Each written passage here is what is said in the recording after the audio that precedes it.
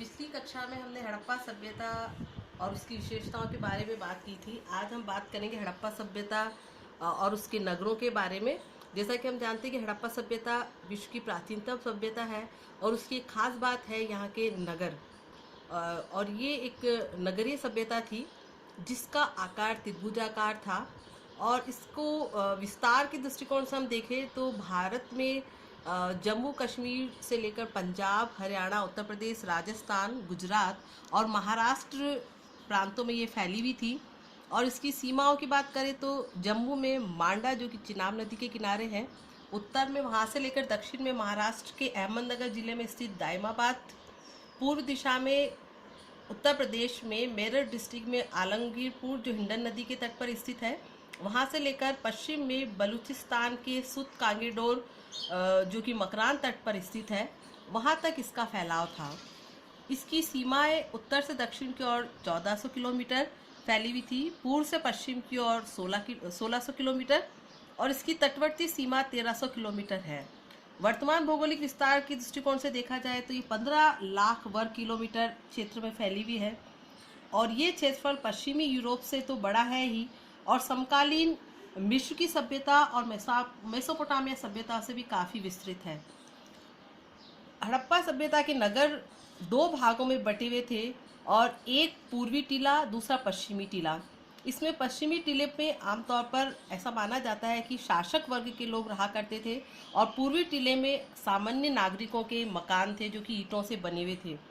और इसमें भी अलग अलग शहरों में अलग अलग देखा गया है। जैसे कालीबंगा है तो उसमें पश्चिमी और पूर्वी टीला दोनों में ही जो है प्राचीर बनी हुई है अलग अलग। दूसरी ओर देखा जाए तो लोथल, जैसा कि इस डायग्राम में भी दिखाई देता है कि लोथल व सुरकोटरा में दोनों टीलों की एक ही सुरक्षा प्राचीर है। वहीं पर चंदहुड़दो में हम देखते हैं कि पूर्वी और पश्चिमी टीले की कोई भी प्राचीर वहाँ पर उपस्थित नहीं है। और धोलावीरा में हम देखें तो यहाँ पर एक नई चीज़ हमें दिखाई देती है कि यहाँ पर शहर 3 भागों में बटा हुआ है। पूर्वी और पश्चिमी टीला तो है ही, लेकिन यहाँ पर मध्यम नगर भी है और ये मध्यम नगर सिर्फ धोलावीर में पाया गया है जो कि एक बड़ी आयताकार प्राचीर से घिरा हुआ है।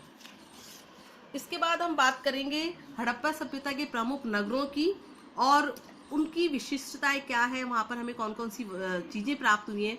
तो सबसे पहले मैं बात करूँगी हड़प्पा नगर की। हड़प्पा नगर की खुदाई 1921 में दयाराम साहनी द्वारा की गई थी और यह रावी नदी के बाएं किनारे पर स्थित है।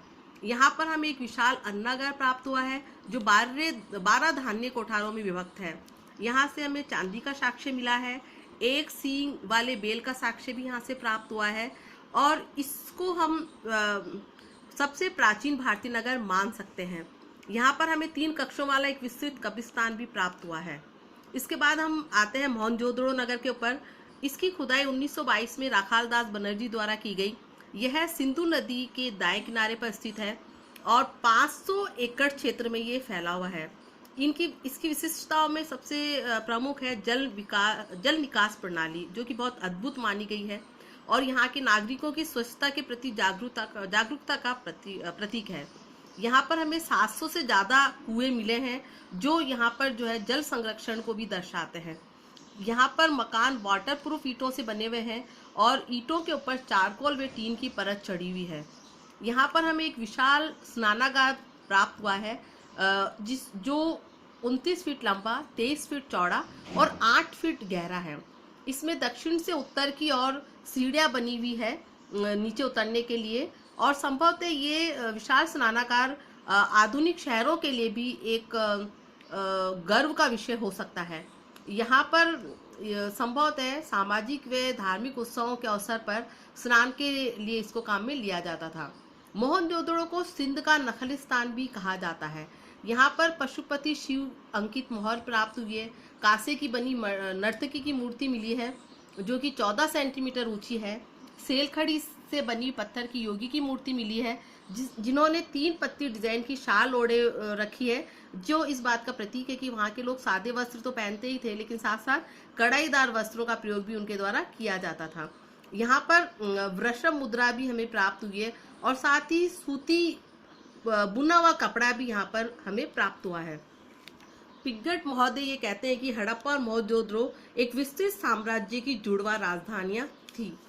इसके बाद हम बात करेंगे सिंधु सभ्यता के एक अन्य स्थल चंद्रहुदड़ो की, जिसकी खुदाई आरजी मजूमदार के द्वारा की गई और ये सिंधु नदी के बाएं किनारे पर स्थित है। यहाँ पर मनके बनाने की एक कार्यशाला प्राप्त हुई है और साथ ही सौंदर्य प्रसाधन जैसे काजल और लिपस्टिक के अवशेष भी हमें यहाँ पर प्राप्त हुए हैं। और साथ ही ईंट पर एक दृश्य बना हुआ है जिसमें बिल्ली का पीछा करते हुए कुत्ते के पैरों के निशान अंकित है। इसके बाद हम बात करते कालीबंगा, जो कि राजस्थान राज्य में स्थित है और प्राचीन सरस्वती नदी के किनारे ये शहर स्थित था। 1951 में अमलानंद घोष के द्वारा इसकी खोज की गई।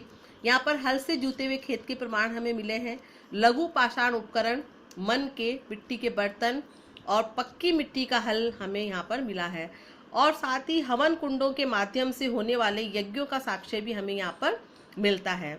इसके बाद हम बात करते हैं रोपड़ पंजाब में स्थित रंगपुर की, जहाँ पर गेहूं और घास की भूसी के अवशेष मिले हैं। साथ ही चावल की खेती के प्रमाण भी हमें यहाँ पर मिलते हैं।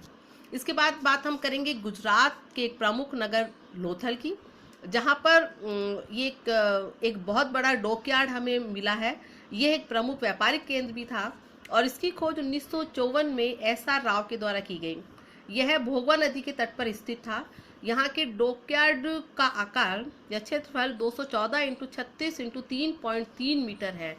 यहाँ पर खास बात ये देखने को मिलती है मकानों के बारे में कि आमतौर पर हड़प्पा और मोहनजोदड़ो की जो नगर है उसमें मकानों के जो दरवाजे हैं मुख्य सड़क पर नहीं खुलकर पीछे गलियों में खुलते हैं, लेकिन लोथल में इसके विपरीत घरों के दरवाजे मुख्य सड़क पर खुलते थे। यहाँ पर मनके बनाने का एक विशाल कारखाना भी प्राप्त हुआ है, जहाँ पर 600 से भी ज़्यादा मनके निर्माण की विभिन्न अवस्था में, जैसे कि कच्चे माल के रूप में, मध्यवर्ती मनके के रूप में और साथ ही तैयार माल के रूप में प्राप्त हुए हैं। यहाँ पर चावल की खेती के साक्ष्य भी मिले हैं। साथ ही यहाँ पर हाथी दांत की बनी वस्तुएं मिली हैं, अग्नि वेदिकाएं मिली हैं, सीप उद्योग के प्रमाण भी यहाँ से मिले हैं और साथ ही मिट्टी से बनी हुई घोड़े की 3 मूर्तियां भी हमें यहाँ से प्राप्त होती है। इसके बाद बात हम करते हैं बनावली की, जो कि हरियाणा के फतेहाबाद जिले में स्थित है। यहाँ पर विस्तृत खुदाई का कार्य 1974-77 एवं 1983-84 में किया गया। यहाँ पर एक अर्धवृत्ताकार ढांचा प्राप्त हुआ है और पुराविधि अनुमान लगाते कि संभवतः ये मंदिर रहा होगा। यहाँ पर हमें अग्नि वेदिकाएं भी प्राप्त हुई है और साथ ही कच्ची मिट्टी का बना हुआ एक हल मिला है, जो कि खिलौने के रूप में है, जो इस बात का प्रतीक है कि सिंधु सभ्यता के लोग खेती के लिए हल का प्रयोग करते थे। इसके बाद में बात करती हूँ धोलावीर की, जो कि वर्तमान में गुजरात के कच्छ डिस्ट्रिक्ट में स्थित है और इसकी खोज 1967-68 में JP जोशी के द्वारा की गई और इसका विस्तृत उत्खनन कार्य 1990 से 94 के बीच डॉक्टर RS बिस्ट के द्वारा किया गया।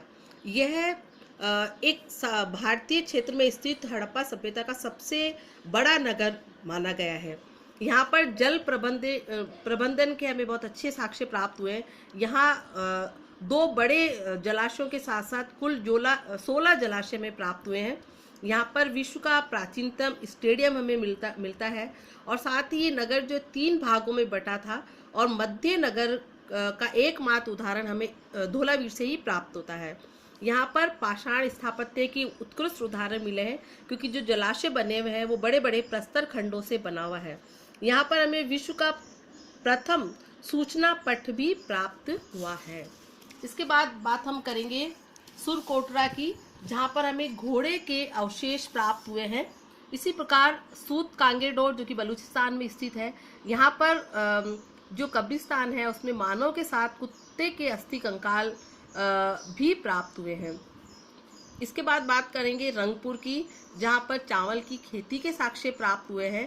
तो इसलिए अगर पूछा जाए कि चावल की खेती के साक्ष्य कहाँ से प्राप्त हो, तो आप जवाब देंगे रंगपुर और लोथल। इसी प्रकार बात हम करते हैं बालाकोट की, जहाँ पर लोथल जैसा ही सीप उद्योग का प्रमाण भी मिला है। इसके बाद बात करते हैं हम राखीगढ़ी की। राखीगढ़ी वर्तमान में हरियाणा के हिसार जिले में स्थित है, जो कि सरस्वती दृश्यवती नदियों के शुष्क क्षेत्र में स्थित है। यहाँ पर ये जो है सिंधु सभ्यता का भारतीय क्षेत्र से प्राप्त दूसरा विशालतम नगर है धोलावीरा के बाद में। यहाँ पर उत्खनन का कार्य काफी पहले हो गया था, लेकिन बड़े पैमाने पर खुदाई कार्य 1997-98 और 1998-99